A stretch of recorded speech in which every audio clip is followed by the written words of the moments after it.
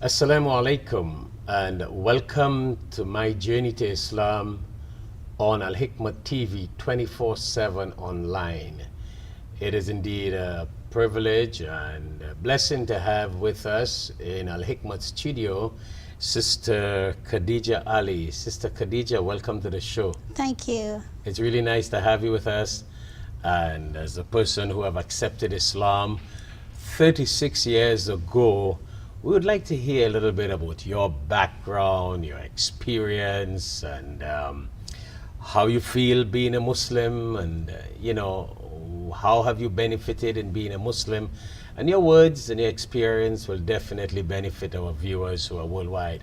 So we want you to stay tuned so we can hear a little bit from Sister Khadijah Ali about her experience in being a Muslim.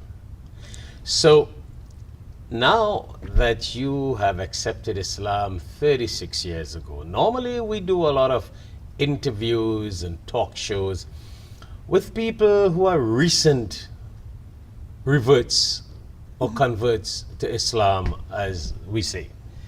But it's interesting to hear a little bit from you because you're a little unique in the sense that based on our conversation before we went on the show, you accepted Islam through your marriage. Yes. All right? But then there are a lot of people who accept Islam, get married, but forget about Islam. And it is so nice to know that you have accepted Islam. That's the means that Allah subhanahu wa ta'ala used for you to get hidayah. And Allah has many different ways of using for people to get hidayah. All right? So tell our audience, tell us a little bit about when you accepted Islam. Did you voluntarily, did you willingly accept Islam, or you felt that you were forced to accept Islam so that you could get married?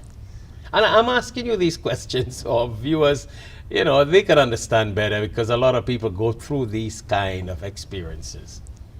Well, my religion at birth was Hinduism. Mm-hmm. And through marriage, I was converted. I accepted. Islam was readily accepted for me. So you were Hindu before? Yes. Well, that's interesting, very interesting. So what was your name before? My name before was Irene. Irene. Irene Harinoth. Irene Harinoth. Interesting. And were you a very practicing Hindu?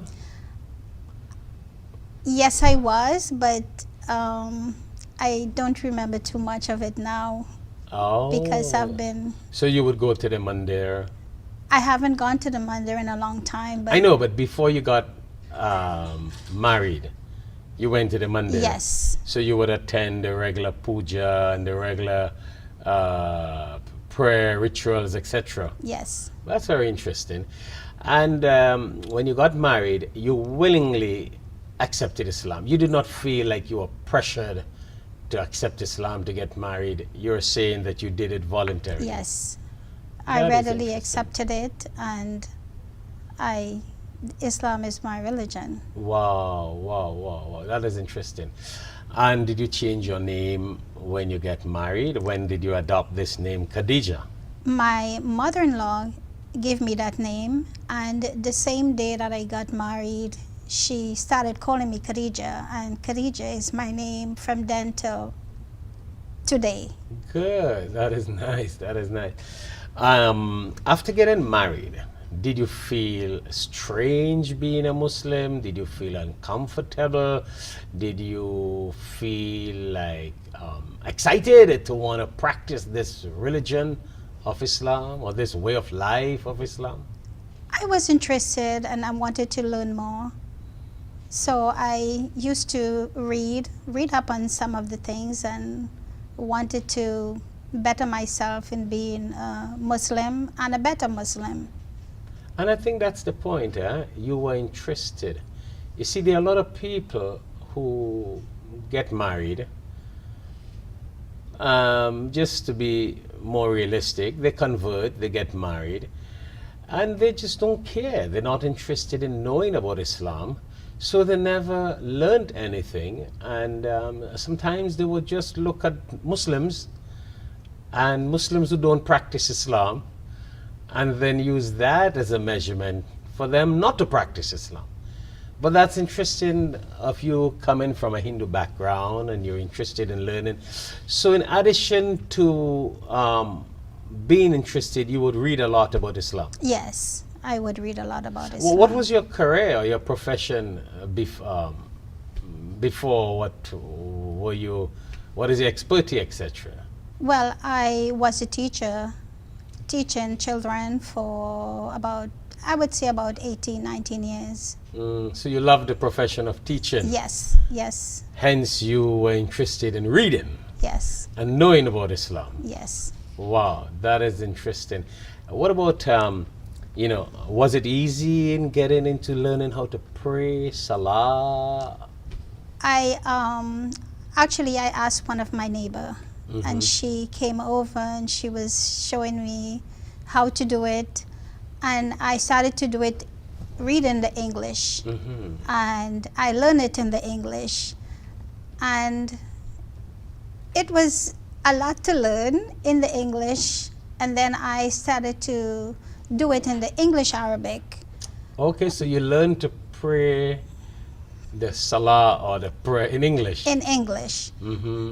After which I started to do it in the English Arabic. My pronunciation was funny. My sister-in-law said that I sound funny, but now that I'm reading the Quran, I can see myself correcting myself from the Arabic English in prayer. Interesting. So where was this? Where was your neighbor? Where did all of this happen? Oh, back in my home in Trinidad. In Trinidad, that is Yes. interesting. Very interesting. What part of Trinidad? Freeport. It's lime fruit trace Freeport, but it's funny, they say it's lime fruit trace, but the whole trace was full of cashew trees. Interesting. Well, Trinidadians like Yeah. the lime. So anything they will call a lime, even if it means a cashew. Yeah. They will go and eat cashew and say we're going to lime. But anyhow, that's just a little Yeah. colloquial fun about Trinidad. But I would have never realized a thing that you were from Trinidad. That is interesting. That is news to me. Interesting. And your neighbor was a Muslim, and your neighbor would come and teach you. But that's so interesting that you would make the time to ask a neighbor to come and teach you. I mean, that is great credit towards you, and that is very motivational to people. Because I know a lot of people who have accepted Islam for years. There are those people who revert, who convert to Islam. So their zeal and their enthusiasm is all about wanting to know about Islam, so they convert.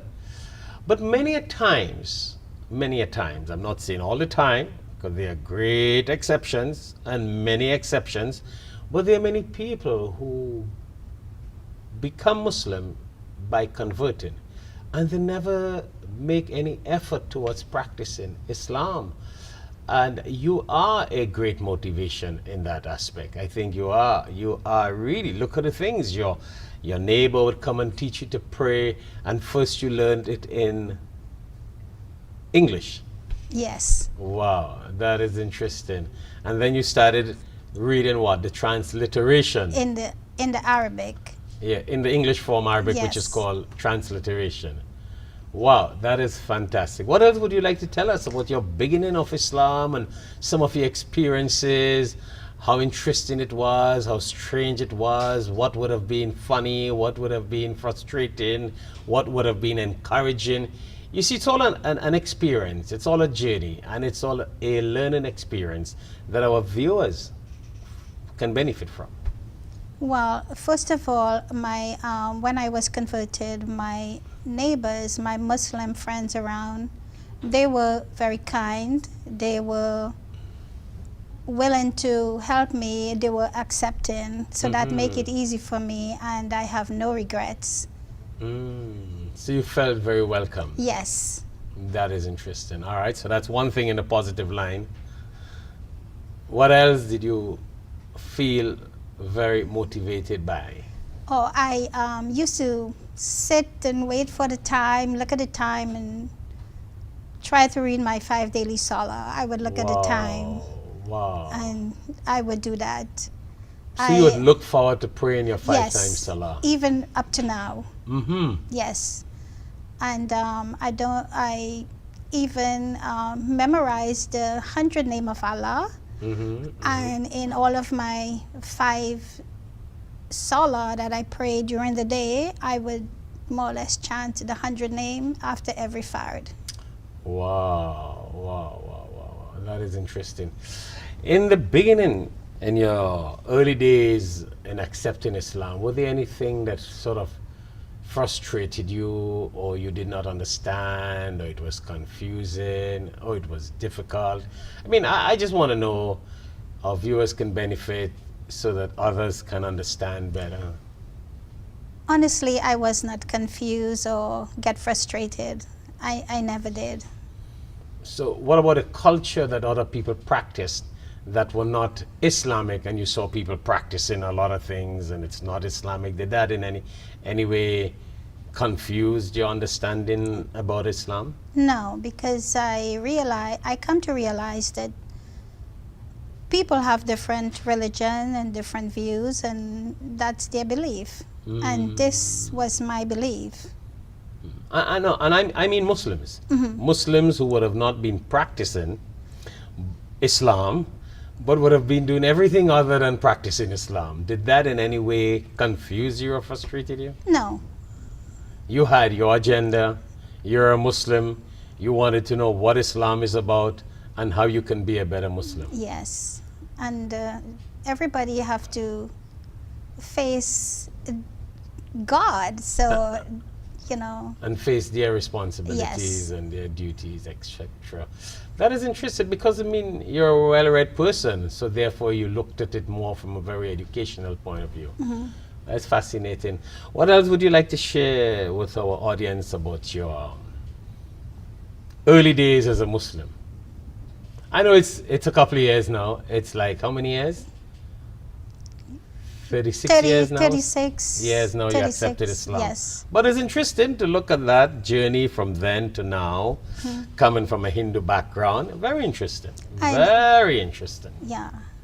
I also would teach my children. I used to stand up and read the Salah, and they would follow me in my way until they learned it the right way. So they learned it the right way. Yes. What about your relatives? Did they have a problem with you becoming Muslims? No, they didn't. Yeah. That is interesting. Very interesting. And that is very nice. And I suppose back in Trinidad, people don't really have a problem in a person choosing a religion, generally speaking. I think that is true. Yeah. Generally speaking, you know, it's not like in other countries where it becomes a family war and it becomes a big wall between relatives and family members and friends. Trinidad, because it's multicultural, multi-faith, people sort of have that freedom of choice, and they sort of tolerant of each other and very understanding of other people's faith. That's, I mean, but I'm amazed 36 years ago that it was so smooth going and everybody sort of understood and were well, you know, were welcoming to you. Even the non-Muslims Yes. who knew that you gave up Hinduism and became a Muslim, they were also nice with you, because people really, you know, back in the days, if you look at Trinidad and the culture and people coming from India, Hindus, Christians, Muslims all came together. They were neighbors, they were friends. They came from a very multicultural background. Yes. Yeah. But what do you think about nowadays? Do you think they still have that? When last have you visited Trinidad? I was in Trinidad I would think like about 3 or 4 years ago. Oh, 3 or 4 years Yes, ago. and even though I will say assalamu alaikum to my brother and sister, they would answer me back. Hindus. Yes, they will Your answer Hindu me brother, back. your Hindu sister. Yeah, they will answer me back in the Arabic way, in the Islamic way. Interesting. Yeah. Yeah, because, they're very loving people. The Hindus come from a very humble and loving background. That's my experience with people from a Hindu background, from India, in Trinidad, in different countries. But besides your family, who are welcoming with you and everything else, what do you think about Trinidad in general when you went back 3 years ago? Do you think that people are letting religion be a means of separation? They are now getting more religious and they're building more walls against each other. What's your perspective? I mean, as a person from Hinduism to Islam, as a Muslim now, what do you see? Do you see any changes? Do you see, is it the same way? But you follow what I'm saying? Yeah. How people were very loving, there were no differences. You choose to be a Muslim, I'm a Hindu, I'm a Christian. But now that people are getting more religious, you know what I'm saying? With social media, with their own development, do you see people segregating? Well, the thing is now people are more busy, but they still take their religion, to me, very seriously. Whether it's Muslim or Hindu, they do. They all take their religion seriously. Right. You mean, well, those who are religious? Yes. Yes. Because Trinidad got some interesting people. They don't care about religion. There are some people just don't care. But at the end of the day, they are conscious that Trinidad is a very religious conscious country. Yes, It is. Trinidad is known to have religious personalities, and religion has a big voice in Trinidad. Yes. So that's interesting. So very interesting. Very interesting. So that is a wonderful experience. I think that is very motivational for other people who have become Muslims and did not and thought it's difficult to be a practicing Muslim. Have you come across people who got married, became Muslims, but think that Islam is too difficult to follow? No, I have not met anyone like that. Everyone that I know would still or go to the masjid and do their prayer. I never really met anyone who would make excuse. So before we go on a short break, we have to go on a short break. We have been talking for at least about 20 minutes now. What would you like to share with our audience? Because when we come back after the short break, I want to touch a little bit on your new experience and effort in the field of reading and writing Arabic. So we want to talk a little bit about that when we come back after the short break. But before we go on the short commercial break, what would you like to share with our audience? Anything about your beginning and when you accepted Islam and what you experienced and whatever? To me, Islam is beautiful. It's a very calm, pleasant, and it make people honest. It can even people can be very kind, and you get the best out of people. They can also be very charitable. Many a times we talk to people from a Christian, Jewish background. We don't normally talk to people from a Hindu background, Muslims from a Hindu background. Even though I got a lot of Hindu families. Oh yeah, I got a lot of Hindu families, but I'm not here to interview myself. I'm talking to you. My uncles, my aunts are Hindus here. Did you know that? No. Yes. I got my father's sisters are Hindus. Brothers are Hindus. So that's a whole different perspective. And I just want our viewers to know that, because you might just misunderstand and think I'm talking to you as a new Muslim from Hinduism, but I came from a sort of background like that. Very much. I still have my uncles and aunts who are Hindus. And I mean real strong practicing Hindus. The point I'm getting at is, as a person from Hinduism and into Islam, how do you feel when you hear people bad talk Muslims? What do you think we could do or we should have done to prevent what I mean when people think that Islam is bad and Muslims are bad? You know, when you hear some of the things on the media and other people criticizing all Muslims and Islam. As a person who accepted Islam and came into Islam, what do you think about that? What do you think they should know, or they should better understand, or they have not understood?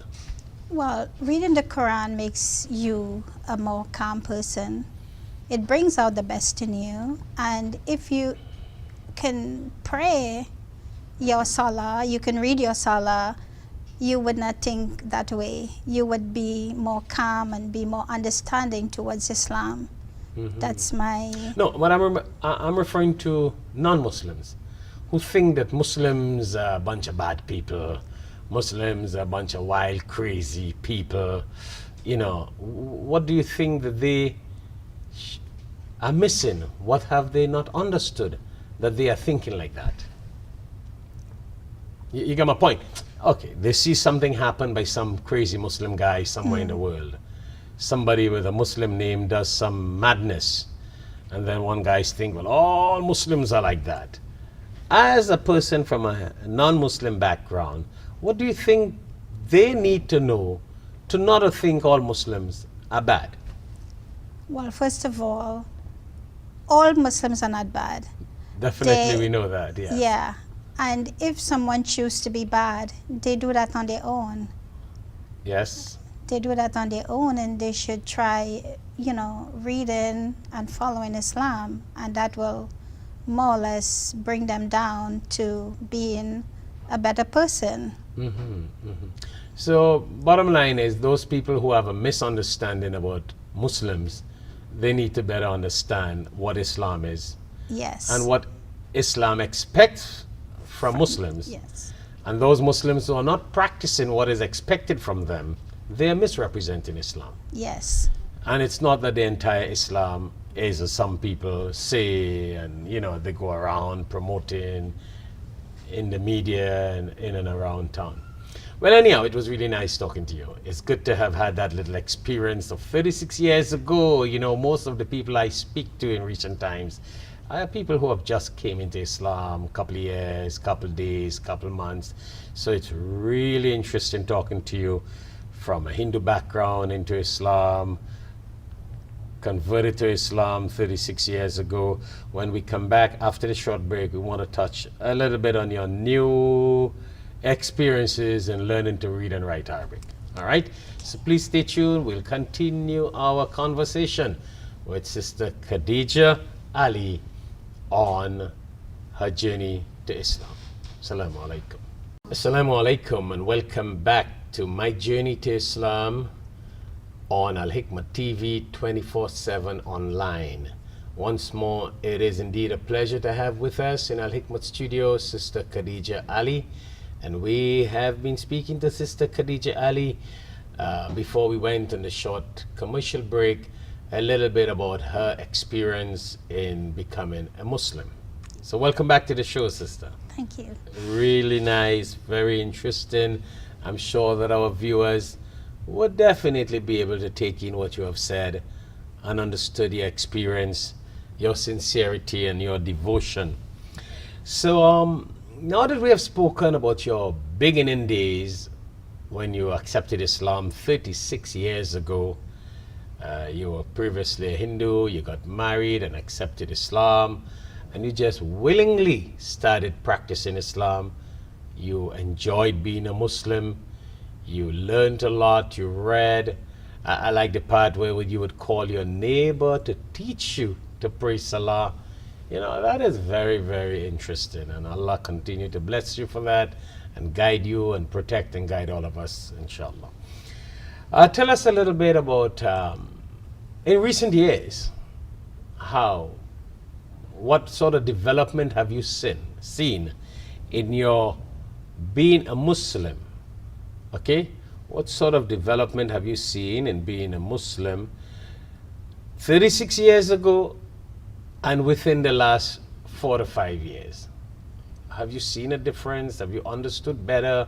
Have you seen things that you did not understand before that it's better understood now? What are some of those areas that you can share with our viewers? Yeah, I understand a lot more now, and I am getting more experience, and I am getting to love Islam even more because it's new now. It's a new Understanding. So like what? For example, what issues? Like any example of what you did not understand much before, or you have a different perspective and understanding? Well, one of it was pronouncing the Arabic English and the Arabic, and I wanted to read Quran, and so you always wanted to read Arabic, read the Quran in Arabic. yes. Okay. And what motivated you in wanting to read Arabic or read the Quran in pure Arabic as opposed to English and transliteration, etc.? Well, I was told in khutbahs that when you read the Arabic in Arabic language, the angels listen and take the message up, and you can enter into Jannah by just reading the Arabic and not just the English. For many years, I've been reading it in English. Many a time I read the Quran in English, and I want to go to heaven. So, I like that. So you have heard in khutbahs that when you read the Arabic, well, I mean, Allah knows best. Whatever language you read the Quran in, you're definitely going to be blessed. It's definitely going to be accepted. And Allah is the one who grants Jannah. And that does not mean that if a person does not read Arabic, the person will not go to Jannah. But when you read Arabic, for every letter that you read, you get 10 blessings. So the blessings are more. Listen, it is beyond calculation. Beyond calculation. Every letter, alif, lam, mim, ba, ta. Every letter you get 10 blessings. Could you imagine you're reading the pure Arabic and you're reading the pure Arabic letters? How many blessings you get? Not every word, every letter. So the blessings is beyond. So definitely when you have all these millions and billions of blessings, you're all on a way to go, right?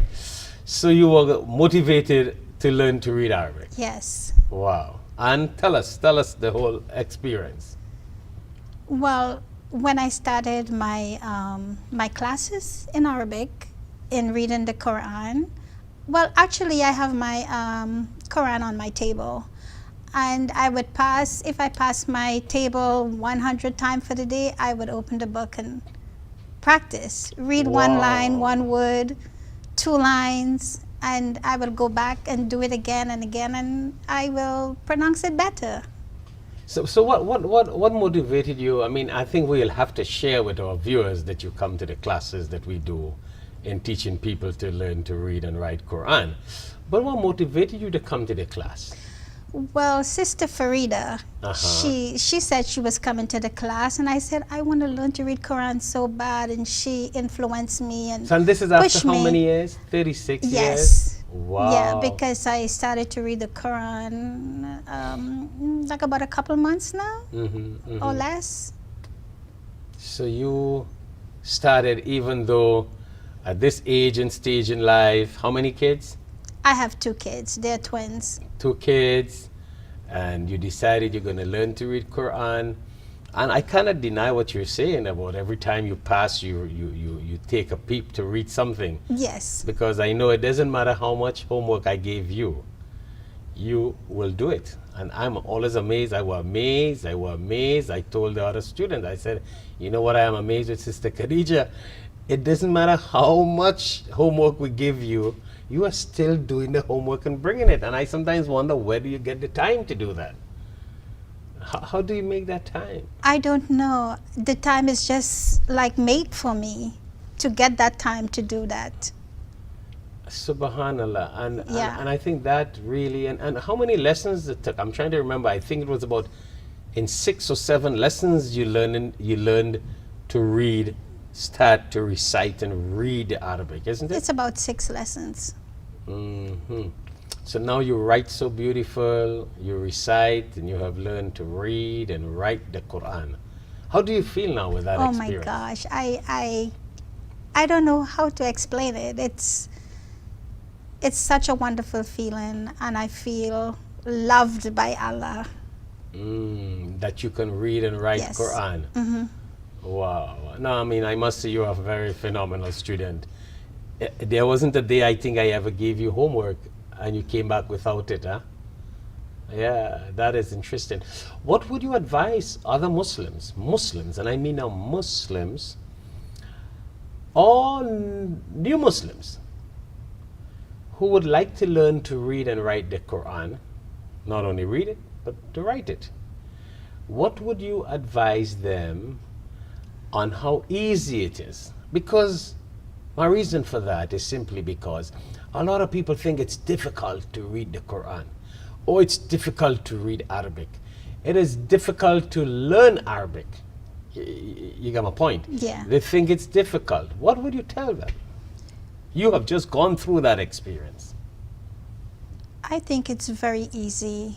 You have to have a lot of patience, and it will come easy, and Allah will make it easy for you to understand. And I think that is what's happening to me. But not only patience, you made a lot of effort. Yes, I make a lot of effort. You put a lot of time in it. And I think that's the point. That's what a lot of people are not doing. They do not make the effort. They expect to sit by the books and just know it in a couple of seconds, not realizing that they need to make the effort. But did it sound like Greek or Chinese for you when you started, or was it making sense as you started to do the work? Because you started learning from Alif Ba Ta. Yes. You started learning from Alif Ba Ta, and in 6 lessons, you were reading pure Arabic. Yes. So when you started, did you feel it will not happen? It's difficult to happen, or what? Well, when I was practicing to read the Arabic, and my husband would walk past by and it sounds funny to him, he will come and help me. So he motivated me, and my willingness was on the way for me to be practicing. So you did not feel a setback in any way that after 36 years being a Muslim at this age is going to be difficult and not practical? Did that stop you in any way? No. Good. So I think you can really be a great motivation to other sisters and brothers who are Muslims, or who are, well, whatever, new Muslims by birth, who have not made the effort to read the Quran and the pure Arabic Quran. You are a great motivation to them because you have done it, and you have recently got it done in 6 lessons. Yes. What else would you like to say about yours when you were learning, when you were studying to read and write Arabic? What else would you like to suggest to our audience in your experience? What, if it was difficult, it was not difficult, what they need to do, what efforts they need to make? Because that's the biggest problem we have out there. And this is a worldwide problem. There are a lot of Muslims, we got the Muslims, but there are a lot of them who think it's difficult, they don't make the time. That's where it is. And you are a perfect example for viewers out there to better understand your efforts and your experience. To me, it's not difficult. You just have to put your mind to it and make the time, and it will come to you easily. But a key point you had before, very interesting. You said you wanted Allah to love you more. Oh, yes. You I want to do. go to Jannah. And I like that. I like that. See, that's the key point. That's the key point. People make effort for things that they think has value. They make effort for those things that they believe got value. Value, rewards, benefits. And if they don't see the value in the Quran, the rewards and the benefits, they will not make the effort. You see the point I'm getting at? A person understands that they need to learn to drive a motor car. They need to get a license so they can go to work, they can go to school, so they can earn, and they see the benefits. But a lot of people do not look at the Quran as an opportunity for getting Jannah, for getting paradise. They do not look at the Quran as an opportunity in pleasing Allah and getting the pleasure and the love and the blessings from Allah. And that was your key point. You said, very early you said, I heard it, that when you learn to read Arabic, I mean basically what you were saying, that when you learn to read Arabic, the pure Quranic Arabic, you get more blessings. Every letter you get blessings.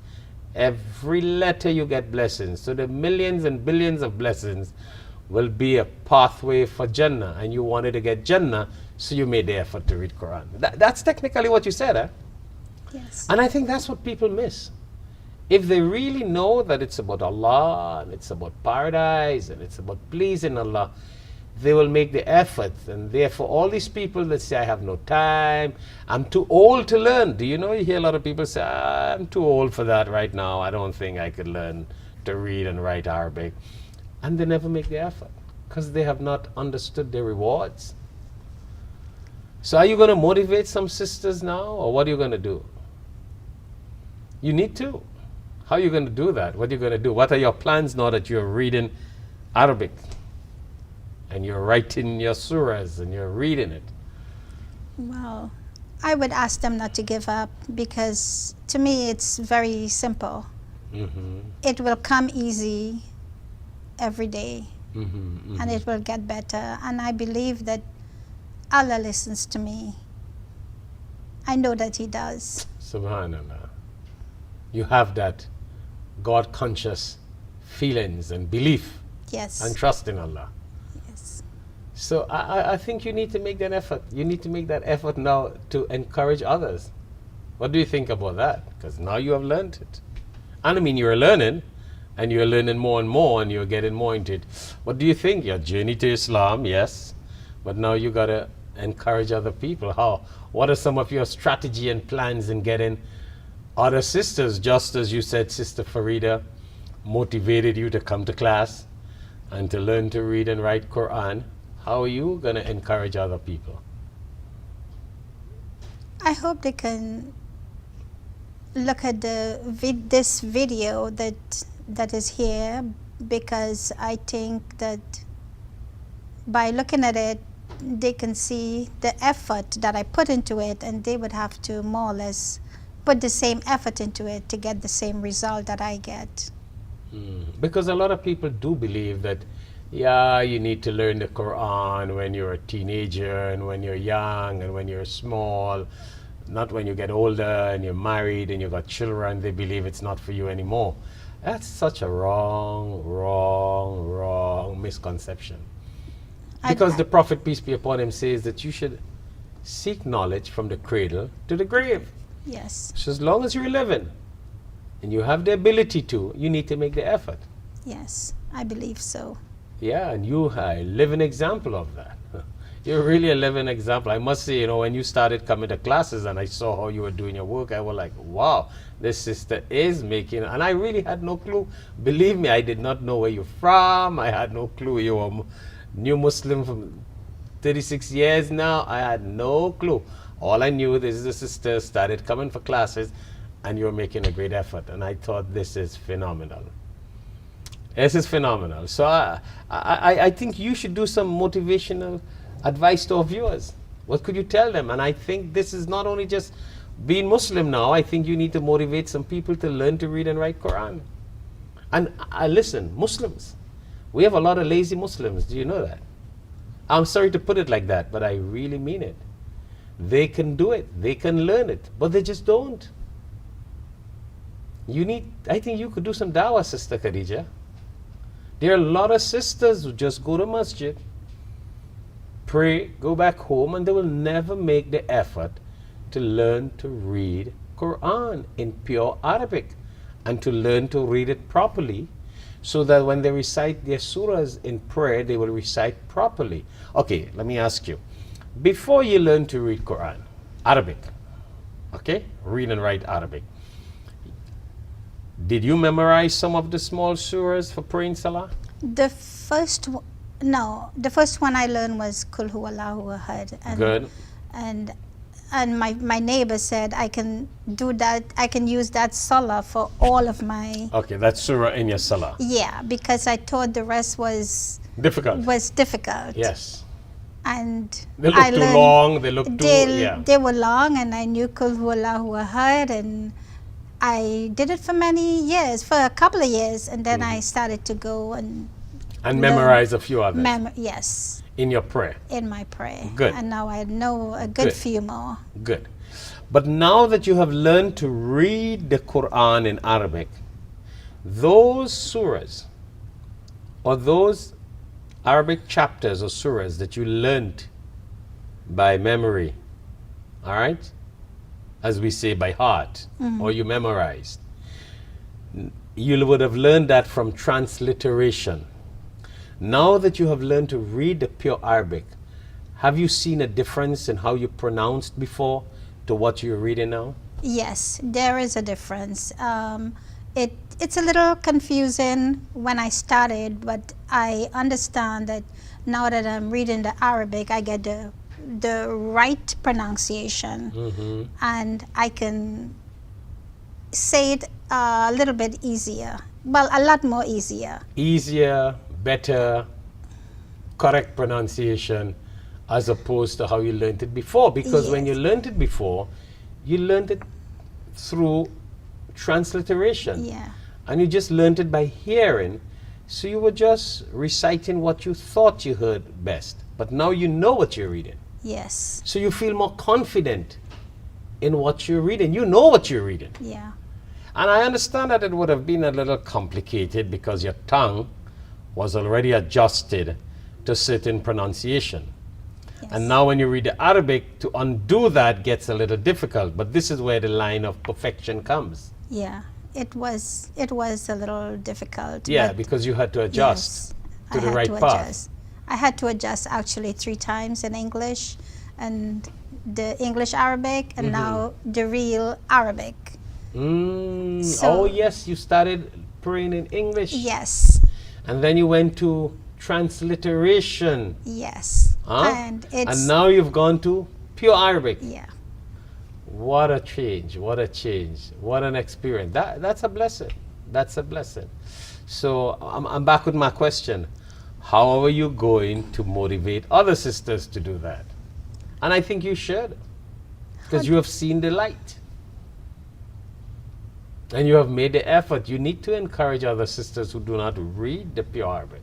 Well, if someone tried to, like with me, try to read it and it sounds funny, or people might find that it's something to laugh about, they just keep trying, and then they're gonna get the easy pronunciation as they go along. But they should not give up. They should keep trying. I mean, as you said, it's nothing to laugh about, really. Well, it's about some people feel shy and they feel they've read it wrong. But I don't think people should feel like that in learning. That is what learning is all about. Yeah. That's what being a student and studying Islam is all about. And that's the process. Actually, the Prophet, peace be upon him, says that a person gets double blessings when you're trying to learn something. Learn the Quran. And it's a little struggle. And it's difficult. And you try and you make the effort to learn it. You get double blessings. Yeah, you try. Double blessings. Yeah. You try and try, but then you get the encouragement from somewhere, and you will. Of course, from Allah's guidance, from Allah's blessings and Allah's And you- hidayah and guidance. you Because you're making the effort to learn. And even though it's difficult and you got to make more effort and struggle, you get double blessings. And I think that's where you need to motivate some of the sisters around, whether it's in America, it's in Trinidad, or wherever you have friends and associates. You can motivate them and say, now, after 36 years, I have learned to read and write Quran, and it was so nice, it was so easy, and it may look difficult, but you need to make the intention and make the effort, inshallah. That's the bottom line, sister. Yes. All right, so we have been talking again. We have gone on for more than 20 minutes again in the second half of this program. So what would you like to share with our viewers? We're going to conclude the program now. Any advice, any suggestions, anything that you thought I should have asked you and I did not ask you that you would like to share with our viewers worldwide? We have people look at this show from all over the world, all over the world. I believe that Islam makes you want to be a better person. It conditions you to be a kind person, to be an honest person, and if you want to do better in life, I think Islam, you should try reading the Arabic and practicing Islam, because that's what it done to me. Subhanallah. And read the Quran and try to study what you're reading and better understand. Well, it was a pleasure to have you with us on the show, Sister Khadijah. It was really a blessing, great motivation, and I'm sure our viewers would have learned a lot from your experience as a new Muslim. Well, I mean, when I say a new Muslim, one who have accepted Islam 36 years ago. Not necessarily, when we say new Muslim, it doesn't have no age really. It could have been 6 years ago, 36 years ago. But you came from Hinduism into Islam. You have studied, you have learned, you're practicing, and in recent times you started to learn to read and write Arabic. That is a great, great motivation for viewers and for a lot of people out there. So thank you very much for coming to Al Hikmat Studio and to be on this show, My Journey to Islam, on Al Hikmat TV 24/7 online. And thank you very much, our viewers out there. Stay tuned, and you can tune into Al Hikmat TV 24/7 online, or you can follow our interviews and our talk shows on YouTube, on Facebook, on social media, etc. Thank you very much again, and Assalamu alaikum wa rahmatullahi wa barakatuh.